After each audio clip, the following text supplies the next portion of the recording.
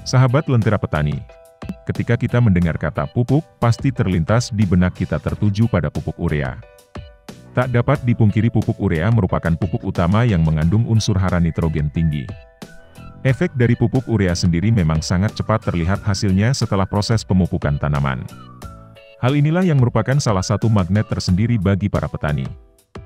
Unsur nitrogen sendiri berfungsi untuk merangsang pertumbuhan vegetatif tanaman secara keseluruhan, khususnya pertumbuhan akar, batang dan daun. Nitrogen juga berperan dalam pembentukan zat hijau daun atau klorofil yang sangat penting untuk melakukan proses fotosintesis. Selain itu, nitrogen juga berperan dalam pembentukan protein, lemak, dan berbagai persenyawaan organik lainnya. Namun, tahukah Anda jika di alam Indonesia yang terkenal subur ini sebenarnya sudah tersedia unsur nitrogen yang melimpah yang terkandung dalam beberapa tanaman?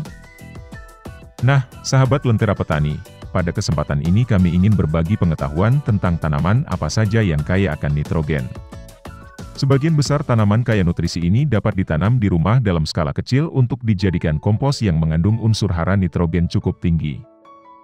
Berikut ini merupakan tanaman kaya nutrisi yang bisa dijadikan bahan pupuk yang mengandung nitrogen. 1. Tanaman jelatang. Tanaman jelatang mempunyai daun atau bagian lain dari tumbuhan ini dapat menimbulkan rasa gatal pada kulit apabila tersentuh. Tanaman ini dapat hidup tahunan ataupun perennial. Seperti banyak tanaman dari suku Urticaceae, tanaman jelatang tumbuh liar dan berbulu, dan dapat mengakibatkan gatal. Namun demikian tanaman ini kaya akan kandungan nitrogen. 2. Semanggi merah. Semanggi merah adalah tanaman tahunan berumur pendek. Semanggi merah dapat digunakan sebagai tanaman penutup tanah yang memberikan banyak manfaat seperti mengikat nitrogen untuk memenuhi kebutuhan tanaman. Juga dapat melindungi tanah dari erosi, meningkatkan kesuburan tanah, bersaing dengan gulma, serta memasok kebutuhan hijauan. Sangat cocok dengan pH tanah antara 6,0 dan 7,2.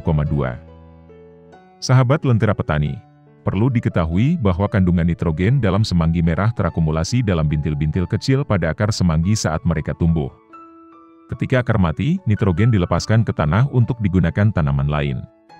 Semanggi merah melepaskan nitrogen ketika mereka dipangkas karena sebagian dari sistem akar mati ketika tanaman ini dipotong.